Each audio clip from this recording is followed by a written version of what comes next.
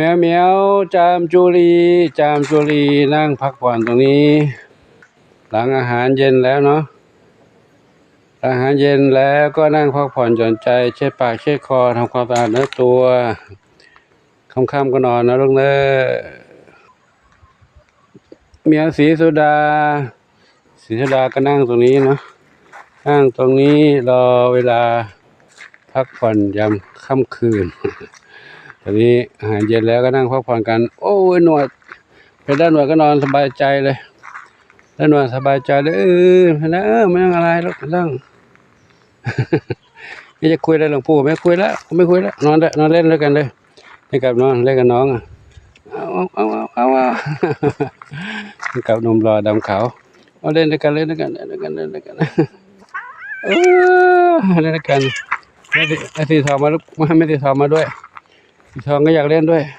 ไม่ตีทองเป็นผู้หญิงลูกเอาเป็นผู้หญิงอันนี้เป็นหนุ่มมันเป็นหนุ่มสาวเป็นนมอันนี้ก็เป็นนมแล้วเล่นในการอยู่ตรงนี้5เหมียวเล่นในการตรงนี้5เหมียวอยู่เล่นอยู่นี่แล้วเนอะเดี๋ยวก็ค่ำค่อยนอนแล้วนะผมปู่ไปดูน้องๆในบ้านใหญ่กันแล้วเนอะเข้ามาในบ้านใหญ่แมวเหมียวมีใครบ้างเพชรดำน้อยจินตลา1อนงสีลูก4ส้มอ่อนชอบปากกานั่งเล่นพักผ่อนหย่อนใจนะหลังอาหารเย็นแล้วมีใครมาเอกของปู่เดินไปก่อนเดินไปดูก่อนนะก็อาจจะไม่เข้ากลุ่มกันเขาอยู่คนละมุมอันนี้ก็มุมนี่อีก1มุมอันนี้อีก1เหมียวแพนด้าเท้าขาวใหญ่อยู่ประจำบ้านนี้เลยเนาะอยู่จำบ้านหลังนี้ด้านโน้นเดินไปทางโน้นน้องเล็กขึ้นเวทีเลยเหรอลูกเล็กขึ้นเวทีแล้วน้องอะไรดำเล็กหางกวักเล็กหางกวักเห็นดิเล็กหางกวักหน้าตาดีนะเนี่ยฮะ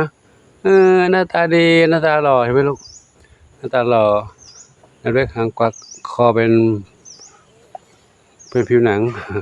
คอเป็นผิวหนังขาวๆนะใส่ยาแล้วกว่าน้องทำไมใส่ยาแล้วนะ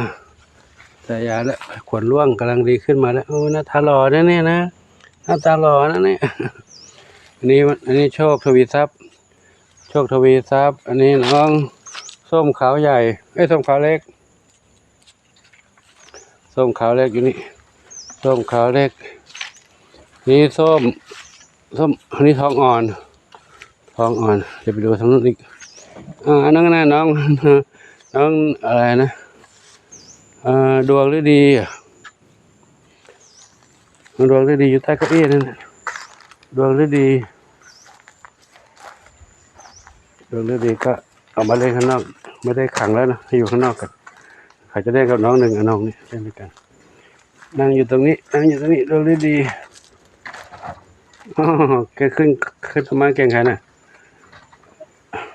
เพชรดำน้อยขึ้นต้นไม้เก่งแล้วน้องดวงฤดีอยู่ใต้นี้เล่นด้วยกันได้แล้วเนาะเล่นด้วยกันได้แล้ว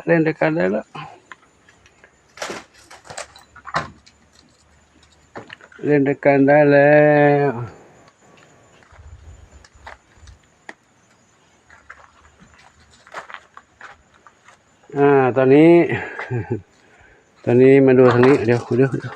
ดูทางนี้ก่อนดูทางไหนก่อนดีดูทางนี้ก่อนดูทางนี้ก็ดูน้องเล็กเข้ามุ้งแล้ว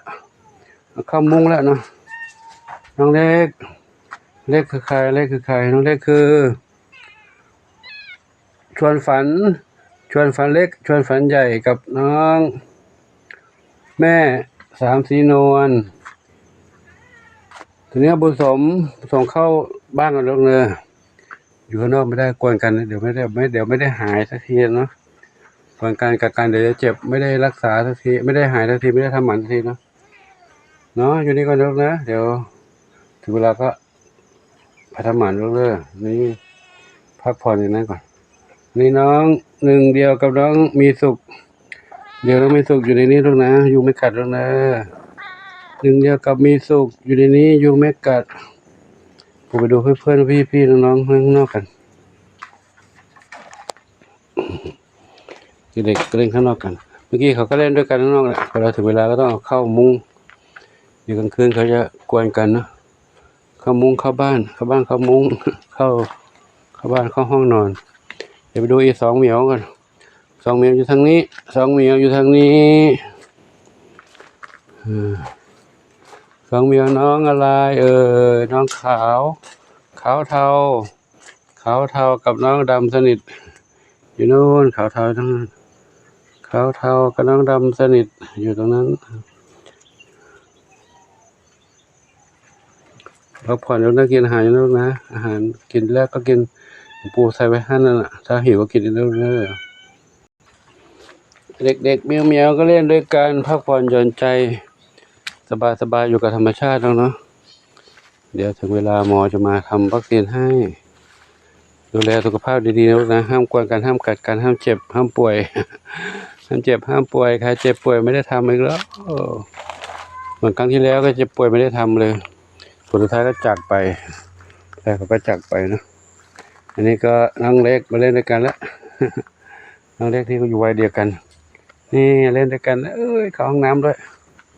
น้องดวงฤดีเล่นกับดำเล็กหางกวักดวงฤดีเข้าห้องน้ำอยู่นั่น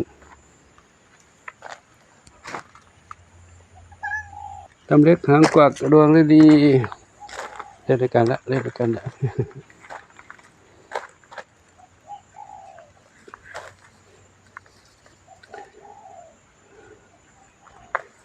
ดวงฤดี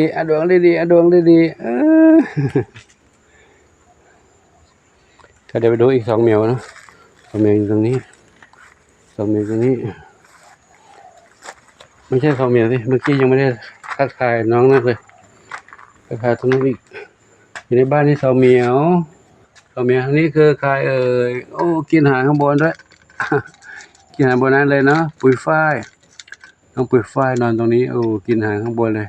ไม่ต้องลงมาข้างล่างนะอยู่บนนั้นเลยสบายใจกำลังก็มาเข้าที่นอนตรงนี้อยู่ตรงนี้ห้องน้ำอยู่นี้บุญชัยก็ต้องอยู่ในบ้านกันแล้วเนาะเขาอยู่ในบ้านแล้วนะค่ำแล้วเนาะเขาในบ้านค่ำแล้วต้องอยู่ในบ้านแมวป่ามากวนกลางคืนเขาเป็นผู้ชายด้วยกันเขาจะกัดกันตอนนี้คือทองเล็กกับนวรัตน์พอเราอยู่ด้วยกันพี่อยู่กัน เพื่อนเขาก็สบายใจเขาเนาะถ้ามีเด็กๆที่อยู่วัยต่างกันมากหาเขาเนี่ยเขากวนเขาไม่อยากเล่นด้วยเขาจะขู่ไปต้องเล่นด้วยในพวกเดียวกันคือวัยเดียวกันเรียกอะไรเรียกวัยไหนลูกวัยทองเหรอ นวรัตน์เป็นวัยทองแล้วนวรัตน์จินตลาวัยทองแล้วเนี่ยวัยทองแล้วหงุดหงิดง่ายถ้าเล่นอยู่ด้วยกันไม่เป็นไรคุยกันรู้เรื่องถ้าเด็กๆเขาอยากเล่นด้วยนี่ขู่กันเลยไล่กันน้องน้ำเพชรอยู่นี่น้ำเพชรมาหาโบเลยมาเร็วมาเอานี่มาเร็วเพชรมาแล้วหนีแล้วไม่ยอมให้จับเดินวนเวียนอยู่รอบบ้านเนี่ยไม่เข้าก็ไม่ได้ไม่ยอมเข้าไปข้างในน้องน้ำเพชรมาเร็วมาเร็วปู่จะช่วยลูกอยู่ด้วยกันนี่จะได้มีอาหารกินนะลูกนะได้ปลอดภัยด้วยเนาะมาเร็วมาเร็วโอ้หนีอีกแล้วครับนี่จะหนีไปไหนนะหนีเข้าป่าแล้วงูกัดแล้วนะหนีเข้าป่างูกัดแล้วนะมานี่เร็วงูเหลือมมากินละโอ้หนีไปนู่นละมาเร็วมานี่มาเขาไม่ยอมมานะ